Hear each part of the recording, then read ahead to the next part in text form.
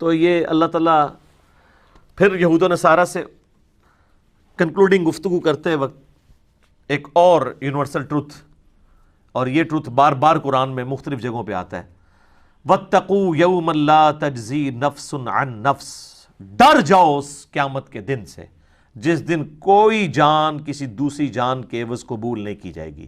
یہاں وہ مشرکین عرب کے جو سردار تھے وہ کہتے تھے کہ ہمارے پیچھے چلو، کل کو پکڑ بھی ہوئی تو ہم اپنا آپ پیش کر دیں گے، تمہیں چھڑوا لیں گے۔ اللہ نے کہا کسی جان کے بدلے کوئی نہیں۔ اچھا دنیا میں یہ عشق مشوقی میں ہوتا ہے کہ میں تیرے لیے جان دے دوں گا، اللہ کہہ رہا ہے کوئی قیامت دن کوئی عشق مشوقی کوئی اس طرح کی شو بھی کرنے کی کوشش کرے گا نا، ویسے تو کسی کی ضرورت نہیں کہ کام کر جائے، ٹھیک ہے، ایسے ہی عشق سارا نکل جائے گا، ایک صرف گرم سلاخ کسی نو پھیرو تو لگ پتہ جاتا ہے، ٹھیک ہے نا۔ تو کوئی جان سے دوسری جان بدلے کے طور پہ قبول نہیں کی جائے گی، یونیورسل ٹروتھ دیکھ لیں، نمبر 1 یہ چیز۔ نمبر 2 ولا يقبل منها عدل، اور نہ کسی سے کوئی مالی تاوان، کوئی رشوت کے طور پہ چیز لی جائے گی کہ چلو جی پیسے لے کے چھوڑ دو۔ ولا تنفعها شفاعة ولا هم ينصرون، نہ ہی کسی کی سفارش کام آئے گی اور نہ ہی ان کی مدد کی جائے گی۔ دنیا میں بھی یہی ہوتا ہے نا، جان کے بدلے جان۔ یہ بہت کم کیسز میں ہمارے قبائلی علاقوں میں ہوتا ہے کہ جب کوئی لڑائی ہوتی ہے یا کوئی کسی نے کسی کی بچی کے ساتھ نکاح کر لیا، وہ کہتا ہے جی آپ اس کی بجلی لے جائیں، ایک جان کے بدلے دوسری جان۔ وہاں بھی قبائلی سسٹم میں ہوتا تھا، ایک بندہ ادھر سے قتل ہوتا تھا وہ ادھر سے ایک کر دیتے تھے، حالانکہ وہ قاتل ضروری نہیں کہ وہ اسی قاتل کو قتل کریں، کوئی ایک بندے کو قتل کر دیا۔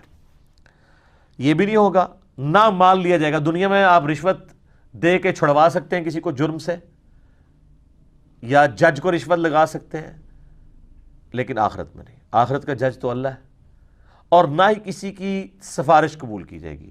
تو مجھے بتائیں یہ آیت نمبر 123 سورۃ البقرہ کی پڑھنے کے بعد کوئی شخص کسی پیر کا یہ دعویٰ قبول کر لے گا کہ میں اس وقت تک جنت میں نہیں جاؤں گا جب تک کہ تمہیں بھی ساتھ نہ لے جاؤں؟ تو سر وہ صحیح کرتے ہیں، آپ کو قرآن نہیں پڑھنے دیتے، ٹھیک ہے۔ صحیح مسلم میں حدیث ہے، نبی صلی اللہ علیہ وآلہ وسلم نے فرمایا قیامت والے دن جس کے عمل نے اسے پیچھے کر دیا اس کا نسب اسے آگے نہیں لے کے جا سکے گا۔ سر یہ ذہن میں رکھیں، یہ جو لوگ کہتے ہیں نا ہم سید ہیں، شاہ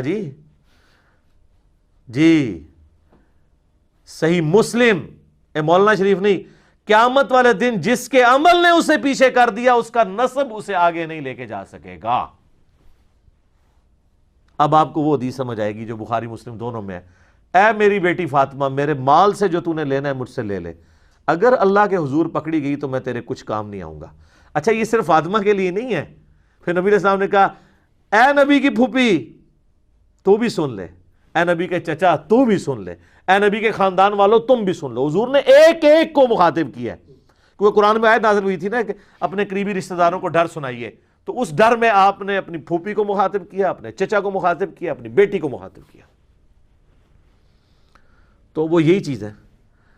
اچھا یہ جو آج ہمارے انڈیا پاکستان بنگلہ دیش کے مسلمانوں کو یہ شفاعت کا کنسیپٹ ہے، تو یہ یار مطلب صحابہ اور اہل بیت کو کیوں نہیں تھا سمجھ آئی کہ یہ شفاعت جو کچھ بھی ہے تیرے محبوب کی امت سے ہے؟ کوئی ضعیف روایت بھی ہے کہ جو کچھ بھی ہے تیرے محبوب کی امت سے ہے؟ کسی سے عقیدہ قول، کسی تابعی کا قول، اس طرح تو ہے ہی نہیں ہے۔ عمل ہے پھر یقیناً اگر کسی کا عمل بہتر ہوا تو پھر اللہ تعالیٰ اس کے نسب کا فائدہ بھی اسے دے گا۔ یہاں دیکھ لیں بنی اسرائیل کو اللہ نے کہا میں نے سارے جہان والوں پہ فضیلت دی، کیوں؟ اولاد ابراہیم تھے، لیکن ضربت علیہم الذلہ بھی ان کے اوپر ہی آیا ہے۔ پھر اللہ نے یہ نہیں دیکھا کہ ابراہیمی ہے تو چھوڑ دیں ابراہیمی ہونے پہ۔ ہماری امت کے اندر بنو اسماعیل کو اللہ نے فضیلت دی تمام جہان والوں پہ، تو آپ دیکھ لیں کہ پھر حسن و حسین ہی جنتی نوجوانوں کے سردار ہیں، سیدہ فاطمہ ہی جنتی عورتوں کی سردار ہیں، نبی علیہ السلام کی جو اہل بیت ہیں ان کو ہی نسبت۔ پھر اسی طریقے سے بخاری مسلم میں حدیث ہے کہ خلافت جو ہے وہ قریش میں رہے گی۔ قریش کون ہے؟ بنی اسماعیل، غیر بنو اسماعیل میں سے کوئی خلیفہ نہیں بن سکتا۔ تو یہ آپ ساری چیزیں دیکھیں تو آپ کو پتہ چلے گا یہ ساری چیزیں اس وقت فائدہ مند ہیں جب کسی کے اعمال بھی اچھے ہوں۔ اللہ تعالیٰ فرما رہا ہے کہ ہم نے اسے کہا تمہیں انسانیت کا امام بنانے والے ہیں۔ ہائے ہائے، تو ابراہیم علیہ السلام کہتے ہیں قال ومن ذریتی، تو یا اللہ جو میری اولاد ہے وہ بھی ہوگی، جواب کیا انٹلیکچوئل ہے، مختصر جواب ہے اور کمال کا. یہ پوچھا گیا کہ میں تو امام ہوں تو میری اولاد میں بھی امامت ٹرانسفر ہوگی. شاہ جی تسی تو امامت روک دے نہیں پہ ہوں تک.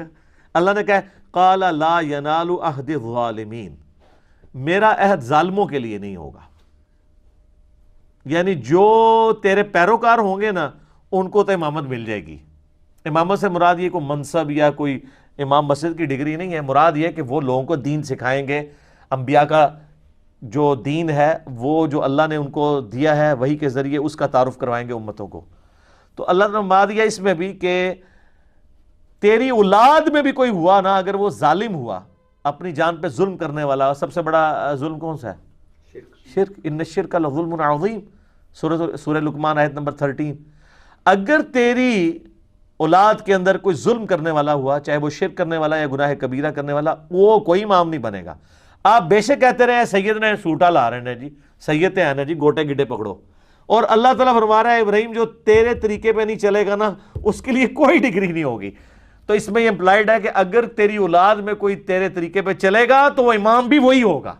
تو امام حسین ہے نا امام، سر امام حسن ہے نا امام، وہ ڈیزرو کرتے ہیں. ابراہیمی اولاد ہے، انہوں نے پرفارم بھی کی ہے. تو قرآن سے یہ حسنین کریمین کی امامت قرآن سے ثابت ہوتی ہے، یہ والی امامت.